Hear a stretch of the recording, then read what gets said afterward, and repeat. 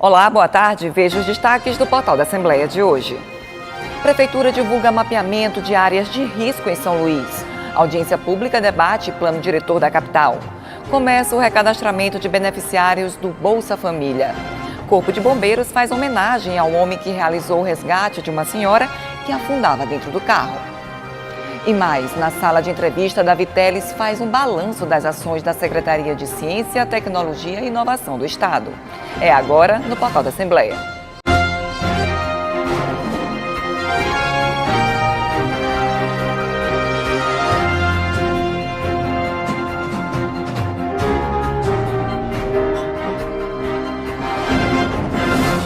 As chuvas intensas do período na capital maranhense aumentaram os riscos de desabamento nos bairros com áreas de encosta. A Defesa Civil mapeou as áreas e está mantendo em alerta os moradores para evitar tragédias. Pela arquitetura das casas erguidas com estas colunas finas de concreto, já se observa que o terreno é irregular. Estamos na Vila Real, próximo à Universidade Federal do Maranhão, na área Itaquibacanga. Observe que a encosta está coberta com plástico e por baixo existem sacos com areia para evitar o deslizamento. Esta é uma das áreas de risco catalogadas pela Defesa Civil. Mas em toda a capital são cerca de 60, como lembra a superintendente da Defesa Civil. Os 60 pontos considerados de alto risco foi confirmado pelo CEMADEM. Então, o nosso papel nesse momento agora é monitorar. E onde estão esses pontos? A maioria no eixo Bacanga, aí distribuído na cidade, tipo Coroadinho, São Raimundo, aqui essa área aqui, Vila Lobão, Anil. Ao olhar estas imagens, não é difícil entender por que, ano após ano, quem vive nestas áreas está sujeito a ver a encosta descer, levando paredes, móveis e sonhos de uma vida inteira. A Defesa Civil tem um acompanhamento constante nas áreas de risco da capital. Existe um plano de contingência com vários órgãos envolvidos. Este morador da Vila Real vive aqui há quase 40 anos e sabe dos perigos. Toda vez que chove, em algum ponto, com certeza cai um pouco de barreira. Aí já derrubou parede, já estragou móvel, queimou aparelhos, congelador, estragou comidas por causa do desabamento, porque leva a barreira com tudo, leva as paredes. Nos locais de risco, a casa abandonada é o retrato do medo nesta rua no bairro Vila Embratel. A construção fica na borda de um barranco. A Defesa Civil teve que retirar os moradores devido à iminência de um desabamento. A preocupação aqui é constante. A superintendente da Defesa Civil alerta para os sinais de perigos para quem mora nestes locais. Encosta, deslocamento de vegetação, rachadura no solo, na residência. Nas questões de alagamento, nós pedimos para que acondicione o lixo de uma forma correta, coloque na porta na hora que o carro do lixo passe, para evitar que esse lixo vá entupir as galerias e os bueiros. E quando o céu está assim, com a iminência de chuva, aí a preocupação só aumenta. E para saber mais sobre como fica o clima para os próximos dias em São Luís, a equipe da TV Assembleia esteve no Núcleo de Meteorologia da Universidade Estadual do Maranhão. A repórter Ticiane Chuvas tem mais detalhes. O ano de 2019 começou em clima de chuva e a previsão do Núcleo de Meteorologia da UEMA é que o período chuvoso de 2019 seja muito mais intenso do que em 2018. Eu falo agora sobre esse assunto com um dos meteorologistas aqui da UEMA, o Márcio Eloy, que vai explicar o porquê essa previsão de cair muito mais chuva esse ano do que no ano passado. Márcio. Olha, a gente tem também que ressaltar, né, que a pré-estação chuvosa, o novembro e dezembro, aonde no centro-norte ainda não tinha iniciado o período chuvoso, já teve chuva bem acima da climatologia, até se aproximou da estação chuvosa. Isso tudo faz com que a gente tenha uma certa cautela com os meses mais chuvosos que estão por vir, por conta de que o solo já vem recebendo água antes da estação chuvosa, na pré-estação chuvosa, que pode demandar em riscos. No ano passado a gente já sentiu que veio mais chuva com relação a 2017. Por que em 2019 vai cair mais chuva? Olha, no momento a gente está vendo que os sistemas causadores de chuva, por exemplo, a zona de convergência intertropical, ela tem mostrado suas oscilações para o hemisfério sul. Ela tem contribuído com a estação chuvosa. É o nosso principal sistema causador de chuvas em grande parte do Maranhão, principalmente ao norte, até a região central do estado. É a área de influência dela. Então, esse ano, ela tem oscilado, até em dezembro a gente tem percebido essa influência. E tudo isso faz com que ela traga chuvas para cá. Então, por exemplo, dezembro e novembro, aqui em São Luís, choveu bem acima da climatologia, bem acima do esperado. Agora, em janeiro, a gente está se aproximando da climatologia. E, inclusive, em Alcântara, já tem um valor bem expressivo de chuva até agora.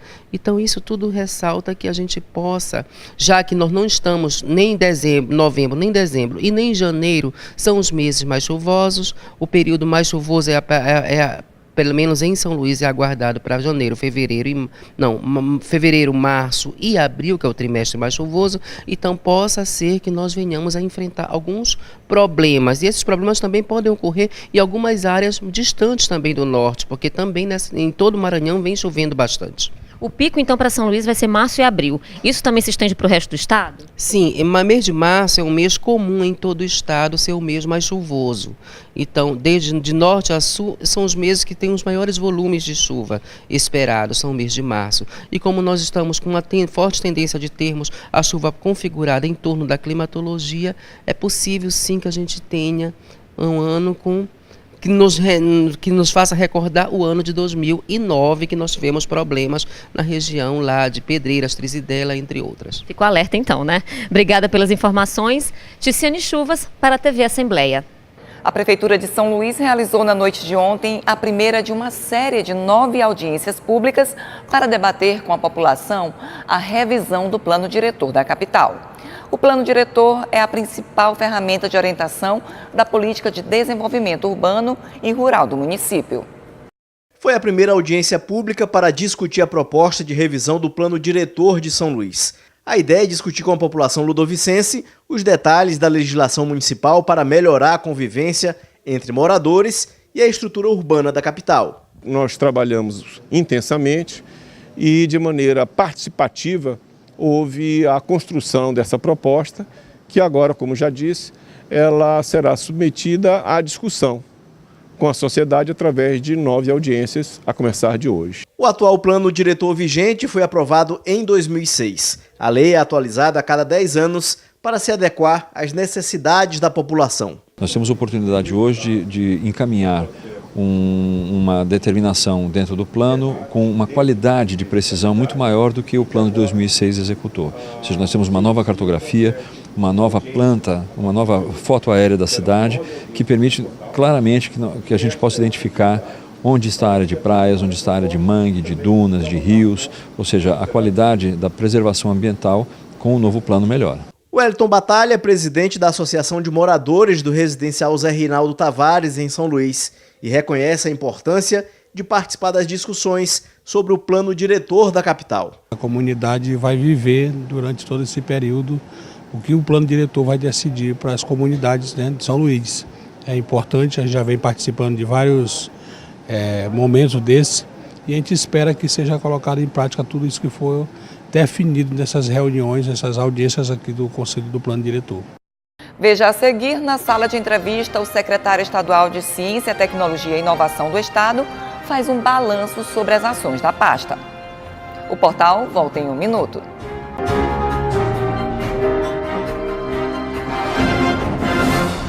E o convidado de hoje do quadro Sala de Entrevista é o secretário de Estado da Ciência, Tecnologia e Inovação, Davi Teles.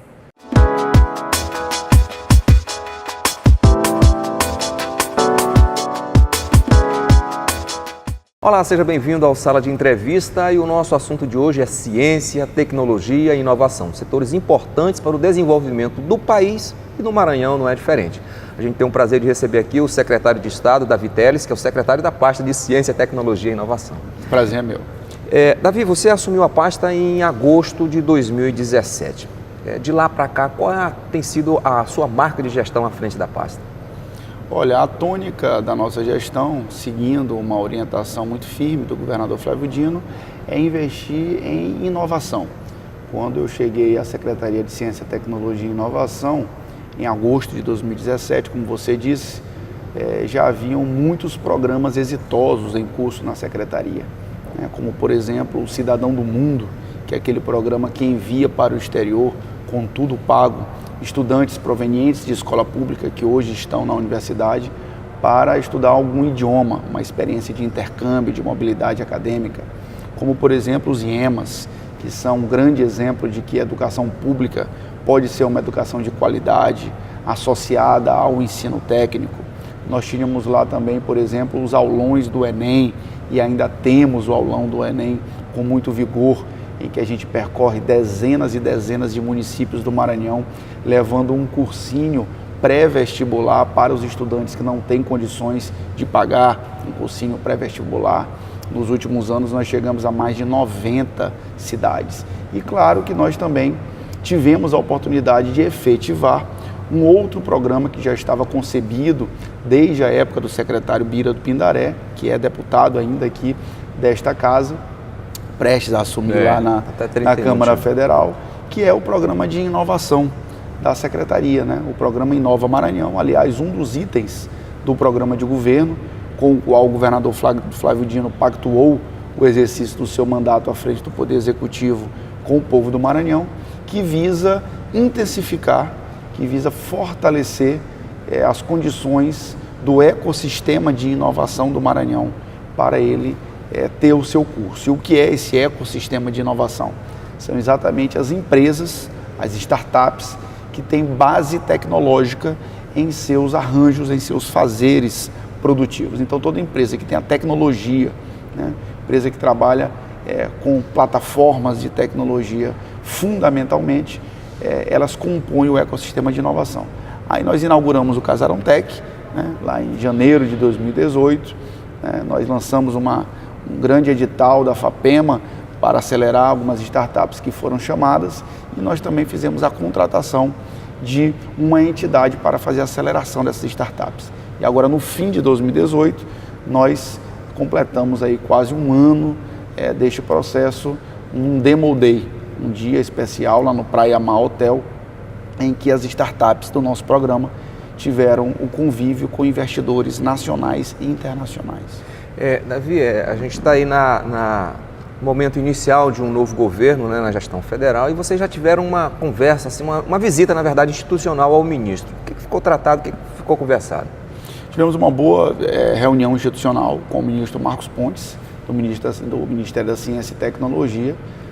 Nós vamos pautar essa nossa relação com o Ministério da Ciência e Tecnologia muito em cima daquilo que nós já temos contratado com o Ministério, que é um convênio, aliás, um convênio cujo principal objeto é a prospecção da implantação de um polo tecnológico, de um parque tecnológico aeroespacial no Maranhão, mas que também tem finalidades outras, como, por exemplo, a finalidade de tocar o próprio programa Inova Maranhão. Então, o processo de aceleração dessas startups que estão residentes no Casarão Tech Renato Archa, lá na Rua da Estrela, elas são aceleradas exatamente pelo convênio com o Ministério da Ciência e Tecnologia.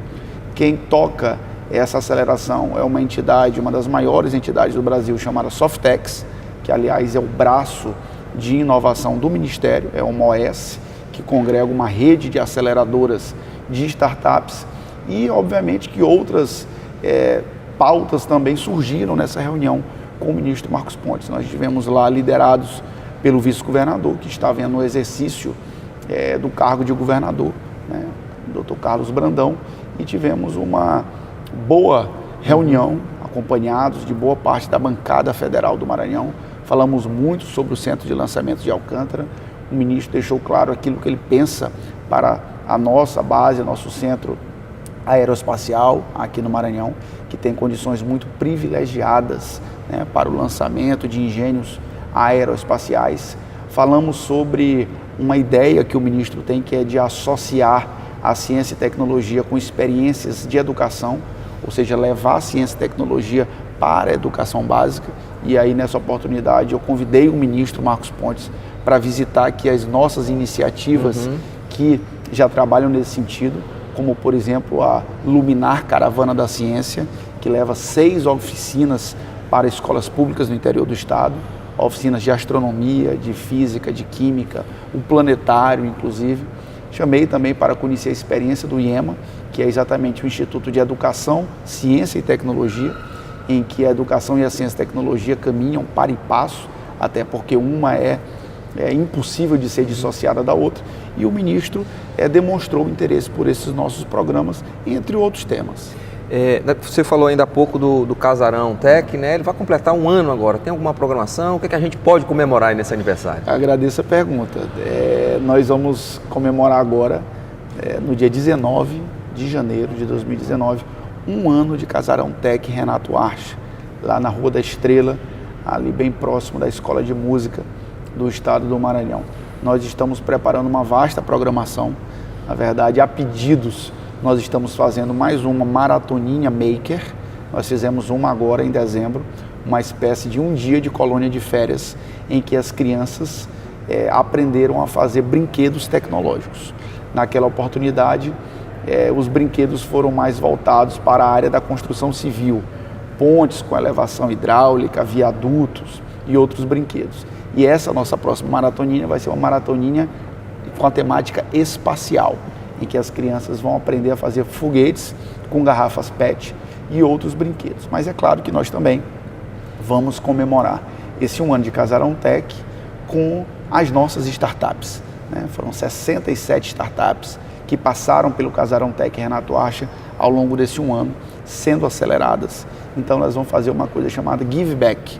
Elas vão dar de volta aquilo que o Casarão e o Inova Maranhão deu para elas. Uma coisa muito interessante que tem nessa área da inovação. Então, todos os estudantes universitários, estudantes de ensino médio, de ensino fundamental, curiosos, pessoas que pensam em montar uma empresa na área de tecnologia, que já tem uma startup ou que tem uma ideia de montar uma startup, podem ir ao Casarão Tech. Nós vamos estar lá na sexta e no sábado, dia 18 e 19. Vamos soltar a programação ao longo desta semana, exatamente para serem mentorados, para serem acelerados, digamos assim, né? Pelo menos em um dia, por essas startups que foram aí aceleradas por nós ao longo deste 1 ano. É estranho a gente falar ainda hoje, mas muita gente ainda não tem acesso à internet. E o governo do estado tem um programa de acesso gratuito por meio da Maranet, que é uma rede de digital. Como é que está esse projeto aí? Muito bem, a Maranet, né, no final do primeiro semestre de 2018, do ano passado, nós lançamos a expansão da Maranet, contemplando 61 cidades. Nós assinamos termos de parceria com prefeituras e provedores locais. O governador Flávio Dino assinou todos esses termos com os prefeitos e os provedores locais lá no Palácio Henrique de La Roque. E essa expansão consiste no seguinte, como o nome diz, numa parceria, em que a prefeitura escolhe o local de maior tráfego, né, de maior acesso de pessoas na cidade. Os provedores nos concedem esse sinal de maneira gratuita e, claro, que nós bancamos, né, o Estado do Maranhão, o governo do Maranhão, nós bancamos os equipamentos, os componentes e fazemos também a manutenção e a gestão do programa.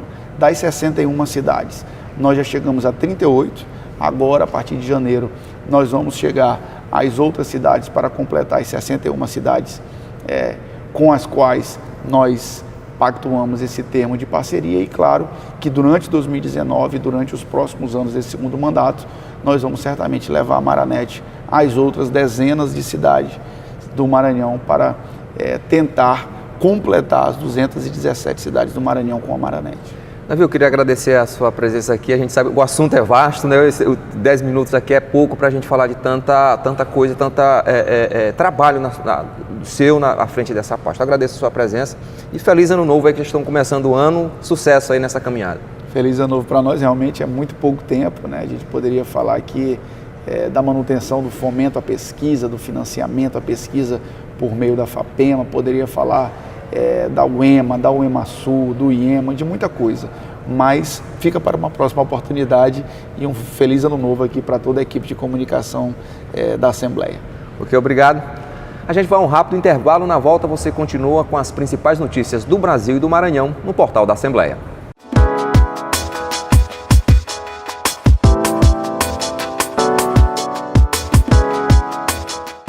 A Secretaria de Estado de Desenvolvimento Social deu início à revisão do cadastro das pessoas beneficiárias do Bolsa Família no Maranhão.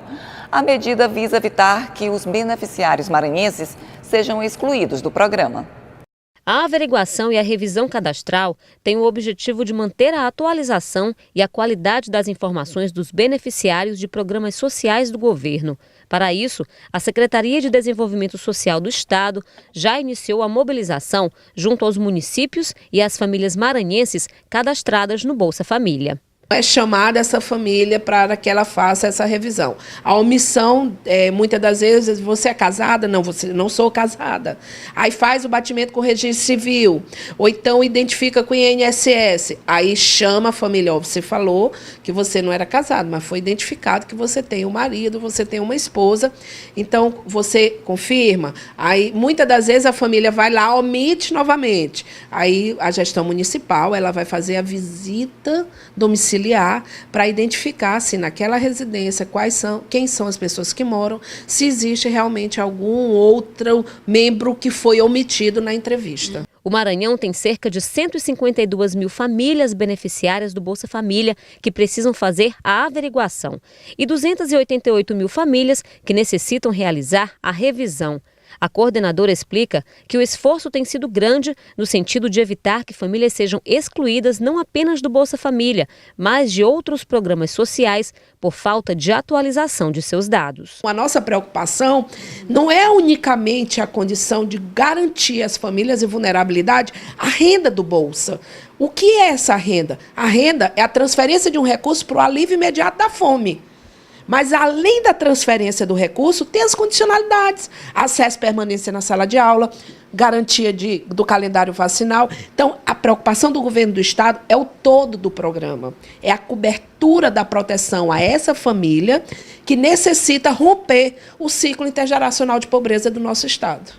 O Corpo de Bombeiros Militar do Maranhão fez uma homenagem ao senhor José da Paixão Araújo, homem que realizou o resgate da senhora Sara Catarini, que afundava dentro do carro após perder o controle do veículo e cair da ponte Governador Newton Belo na última sexta-feira.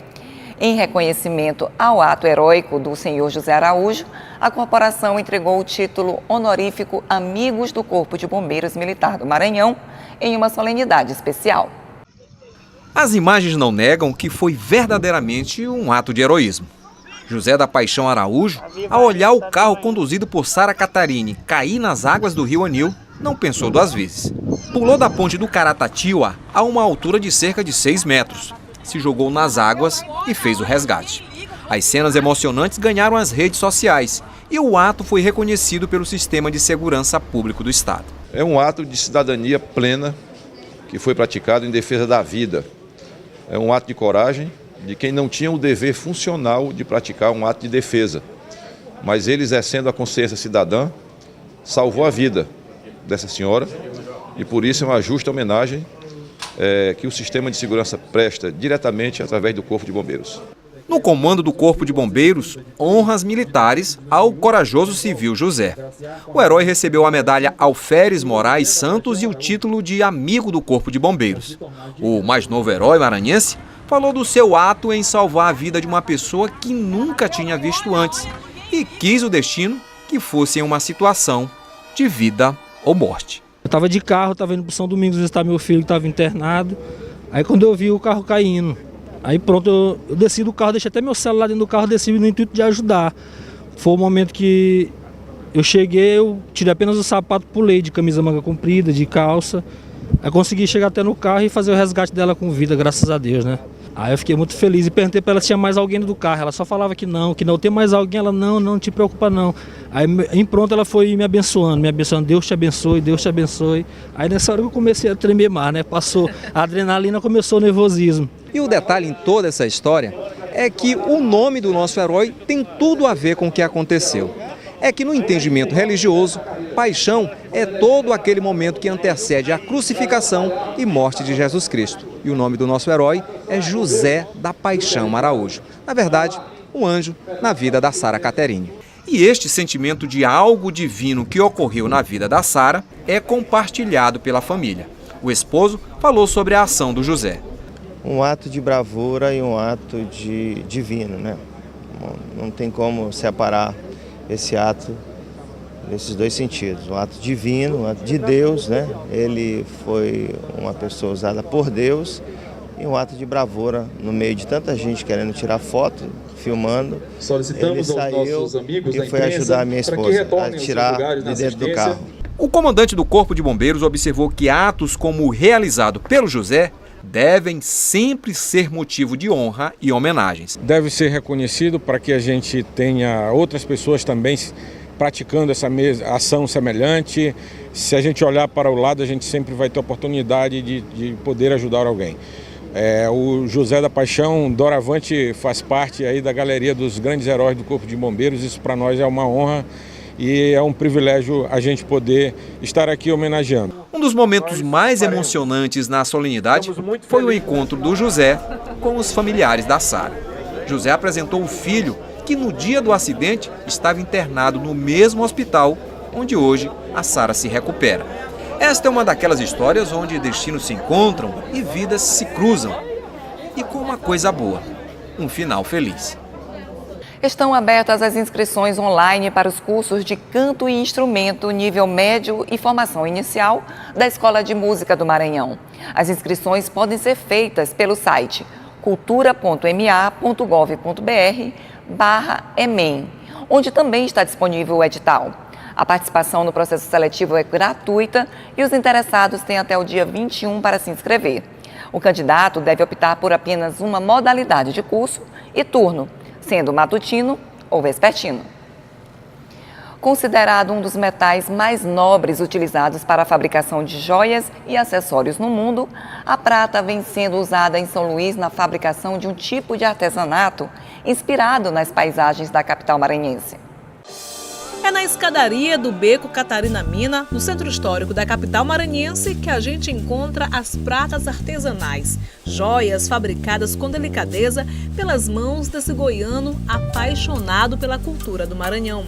José mora em São Luís há 18 anos e há 2 fabrica peças de prataria inspiradas na cultura e no turismo maranhense. O carro-chefe da coleção é essa miniatura de azulejos com estampas idênticas à dos casarões históricos da capital colonizada pelos portugueses. São brincos, colares, pulseiras, anéis e uma variedade de estampas pintadas à mão no estilo dos azulejos vindos de Portugal no século XVIII. José conta que a ideia de fazer as peças veio depois que a loja recebeu a visita de uma turista em busca de uma joia com uma marca da cultura do Maranhão.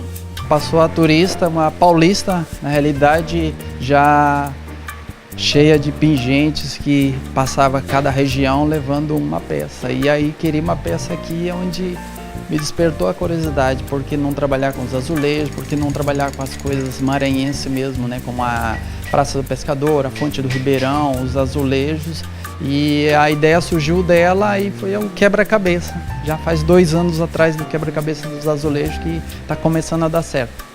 E o trabalho do José vai muito além. Ele também acaba reciclando peças que possivelmente iriam ser jogadas no lixo, peças que são produzidas por artesãos maranhenses. Essas aqui, ó, bem típicas, encontradas nas lojas de artesanato aqui do Centro Histórico de São Luís.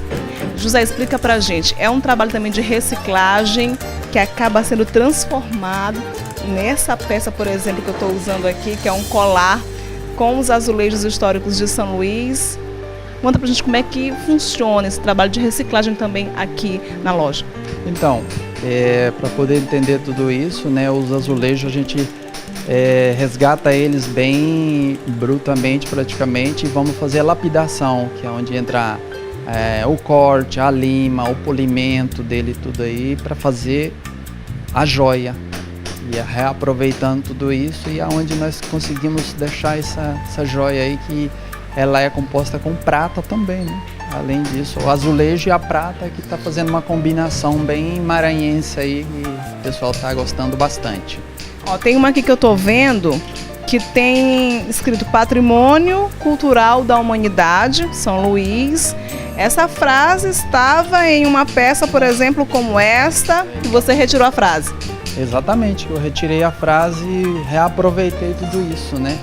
E acaba ficando, os turistas, por exemplo, quando vêm, eles querem algo assim, com azulejo e algo diferente. E essa é uma coisa assim, uma lembrança maranhense que fica para eles mesmo, para sempre, né? Agora, quando eu olhei peças tão bonitas, a minha grande curiosidade foi como se assemelhar, chegar tão perto da pintura dos azulejos históricos coloniais de São Luís. Eles são impressos assim ou pintados à mão até chegar em uma peça como esta. Como é que funciona esse trabalho? Esse trabalho ele funciona o azulejo com é uma maneira de queimar, não? Aí já ele é queimado o azulejo com entre 830 a 900 graus a temperatura para fazer o azulejo, que fica muito resistente, né? Esse trabalho aí já resgatamos ele assim, as pessoas que fazem esse trabalho, eles dão essa garantia que é isso aí, e ele é realmente muito duro. Além dos azulejos em miniatura, também fazem sucesso entre os clientes daqui e de fora as pratas inspiradas em pontos turísticos de São Luís. A famosa escultura dos 3 pescadores virou pingente, a fonte do Ribeirão também. Até a escadaria do Beco Catarina Mina foi esculpido na prata. E olha só a coreira do tambor de crioula se eternizando no brilho da prata. A ideia deu certo. Hoje o artesão conta com uma equipe de trabalho e fabrica as peças na própria loja. A máquina de prensar o metal é outra curiosidade, data de 1950. Uma relíquia também em exposição nesta loja que carrega a marca do nosso estado. O trabalho do José e dos companheiros aqui é muito delicado e vale cada centavo cobrado por cada peça. Nesse momento, o Roberto, que auxilia o José, ele está aqui nessa máquina que é de 1950, uma laminadora que produz, que fabrica as chapas que são usadas nas peças, nas joias de prata que trazem os azulejos de São Luís. É isso bem aqui, ó, que eu estou segurando.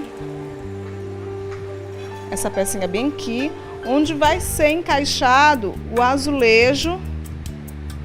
E aí é um trabalho mesmo delicado de artesanato, de artesão aqui de São Luís. Olha como fica bonito depois. Então, José, explica o que o Roberto está fazendo agora aqui. Então, o Roberto agora ele está fazendo uma parte de laminação.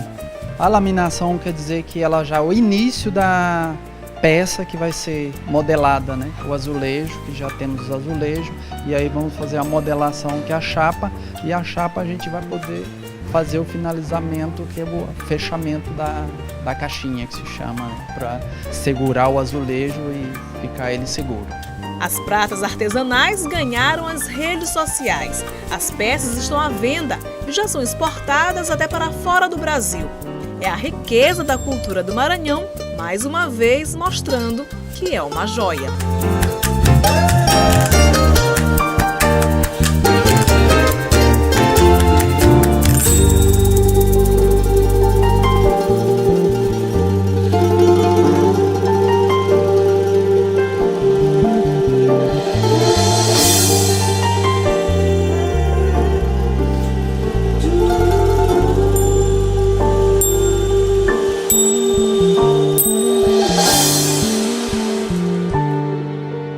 E o Portal da Assembleia fica por aqui. Para rever a entrevista e reportagens de hoje, acesse o site al.ma.leg.br/tv.